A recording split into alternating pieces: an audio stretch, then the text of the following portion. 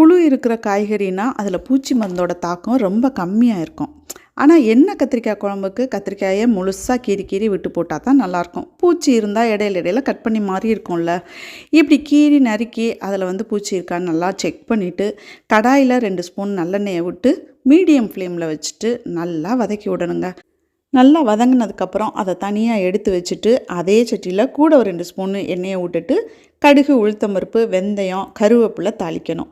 நான் கொஞ்சம் எப்போதுமே மிளகு போடுவேன். அது கூட பொரிஞ்ச உடனே சின்ன வெங்காயமும் பூண்டும் போட்டு நல்லா வதக்கி விடணும்.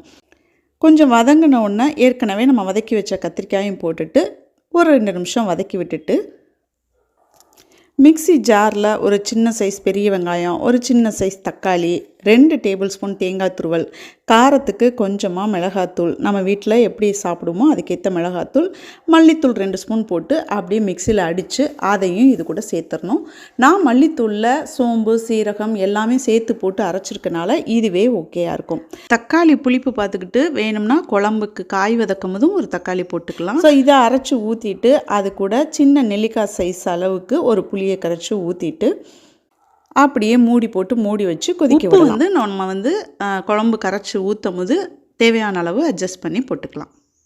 இந்த குழம்பு அளவு வந்து 6 கத்திரிக்காய் 2 பேர் சாப்பிட்றதுக்கு சரியாக இருக்கும். கொதிச்சிட்டாலே காய் நல்லா வெந்திருக்கும். இதுக்கப்புறம் நம்மளுக்கு பச்சை வாசமும் போயிருக்கும். அதுக்கப்புறம் நம்ம சிம்மில் ஒரு 5 நிமிஷம் அப்படியே மூடி போட்டுட்டு வச்சிட்டோம் அப்படின்னா எண்ணெய் பிரிஞ்சு வரும். அப்போ நம்ம இறக்கிடலாம். என்ன குழம்புல எண்ணெயே காணோம் பார்க்குறீங்களா? நான் எண்ணெய் வந்து ரொம்ப கம்மியாக தாங்க யூஸ் பண்ணுவேன். இதுக்கு காம்பினேஷனாக இன்றைக்கி பாகக்காயை உப்பு பொரியலாக பொரிச்சாச்சு. இதுலேயும் எண்ணெய் ரொம்ப கம்மியாக தான் ஊற்றிருக்கேன். கடுகுளுந்தம்பருப்பு, வரமிளகாய் கிள்ளி போட்டு தாளிச்சிட்டு நம்ம வந்து பாவக்காயை கொஞ்சம் நேரம் உப்பில் வந்து நறுக்கி ஊற வச்சுட்டு அதை எடுத்து தண்ணியில் போட்டு நல்லா புழிஞ்சு எடுத்து இந்த தாளித்த சட்டியில் போட்டு அப்படியே கொஞ்சம் நேரம் ஒரு 5 நிமிஷம் மூடி வச்சிட்டோம் அப்படின்னா அந்த ஆவிலேயே கொஞ்சம் வெந்துடும். அதுக்கப்புறம் மூடியை ஓப்பன் பண்ணி வச்சுட்டு உப்பு பார்த்து நம்ம தூளுப்பு லைட்டாக போட்டுட்டு சிம்மில் போட்டு நல்லா ஒரு 10 நிமிஷம் வதக்கிட்டே இருந்தோம்னா சூப்பரான ஒரு உப்பு பொரியல், பாவக்காய் பொரியல் ரெடி ஆகிடும். இதுக்கு ஆயில் ரொம்ப கம்மியாக தாங்க செலவாகும்.